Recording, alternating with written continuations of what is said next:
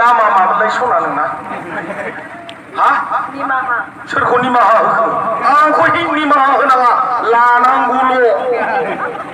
दा नों थाफाल' गोसोआ दुंलोब जानायनि मिथिबाय जिखुनु हक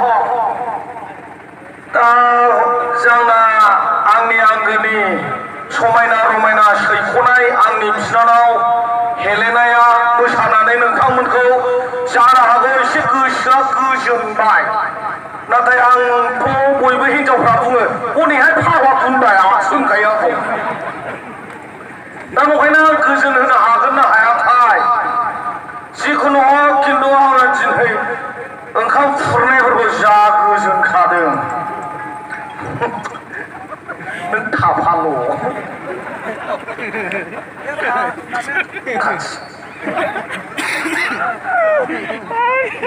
बे बिजु एक्टरा दहाय फैनाया ओंखाम खुरनायफ्रा माबा बेनोसो खुरगोरबावो बे बोरायखौलाय मा नायनो बाल होनलायलायो आं नाया हां जालायो जा गोसोआ दुखु मोनना बेदरखौनो रागाजों खाखाव जाबाय आं नोंथांमोना देग्लायनि फिल्मखौ नुबाय दा बिराद मोजां अननायाव हिनजाव साबाल' लादों देग्लाय खाथियावल' लादों गामिनि गुस्थिया मिनिबा बारा साइज नुयो जिखुनु रायजोफोर नोंथांमोननि जायगायाव फैनानै जोबोद गोजोननाय मोनदों मानोना नोंथांमोननि अनसायनाय जोंसो दिनै जोंनि बर' सावथुन मुलुगा जौगागासिनो दं जेरै दा जोंनि बर' सावथुना फिसार फिल्माव मोजां फिल्म आगान होगासिनो दं बेबायदिनो आंबो एबार गुन्दा गाला मोजांसो दासै ना सना नोंगौ नों होनबायबा जाथारबाय मिथिबाय ओरैबो नायहरदो ओरै रायजोफोर थिगैनो दंना जोलुनखौ नायखानोसै दा आं हले मोसागौमोन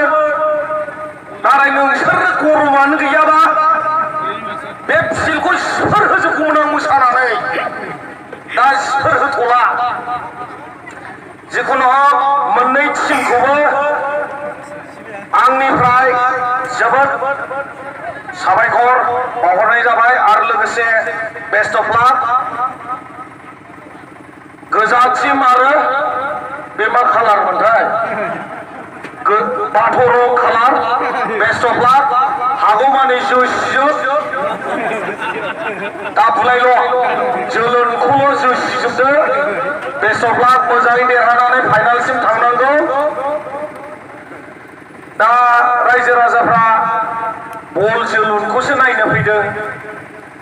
दा बेनिखायनो आं बारा गोबाव होनला नामा जासिगोन ना रायजोफोर आयु बिसोरसो होनदों नों होनदों बिसोरसो आच्छा मारै बानलु आलुआनो बियो खेबसे होनलाबायबासो आलौनाय दा आंनिला बेयाव फैनायलाय सानदोंमोनलाय सोरबा आंखौ एसे जानाय नाथाय दिनै बानलुआनो आलौले मानोना आलौखौनो होआखैरा दिनै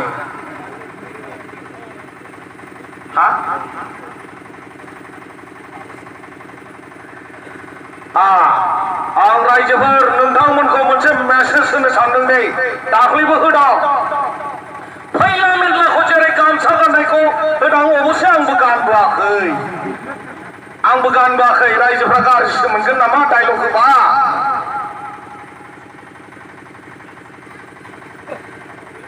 जेखुनु हक रायजोफोर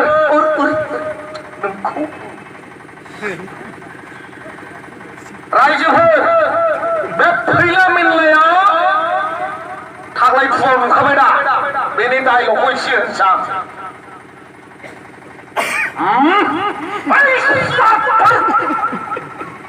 बेवहाय माने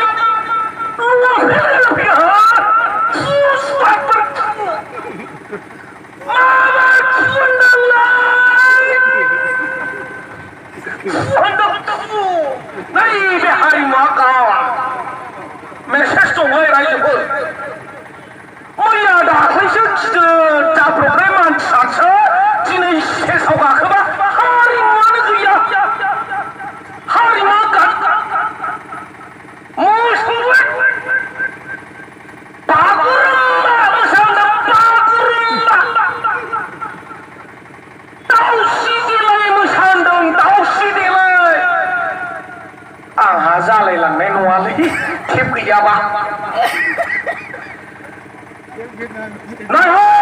तामिलनाडु स्टेटआव गिदिर मिनिस्टार एमएलएआनो गावनि दुथि लंपेन्ट गाननानैब्लाबो गावनि हारिमुखौ लानानै स्टेजआव भाषण होयो आरो नोंसोर मा मैया दाख्लैसो जाजेननाय मानसिफ्रा नंखायनो रायजोफोर हौवाफ्रा गामसा गाननांसिगौ आंबायदि अबसे दिनै बावबोफ्लांदों आंबो गाननो दिनै निमाहा जोब नोंहा निमाहा गैया नोंखौ होनाखै आंहा रायजोफोरखौ गोजोन होनो हानाय इसिग्राब गोहो गैया जानो हागौ बेनिखायनो आं बै खनाफोरनिखौ एसे गसंब्ला दहाय मोसानायखौ नुवाखै आंहा दासो फैब्रबदों आयै जारें दा जिखुनु जाया मोननै टिमखौबो बेस्ट अफ लाक थाबाय मोजां गेलेदो एसेयावनो रायजोफोर अन्नानै आं माबाफोर गोरोन्थि भुल बुंदोंब्ला निमाहा होदो गोजोन्थों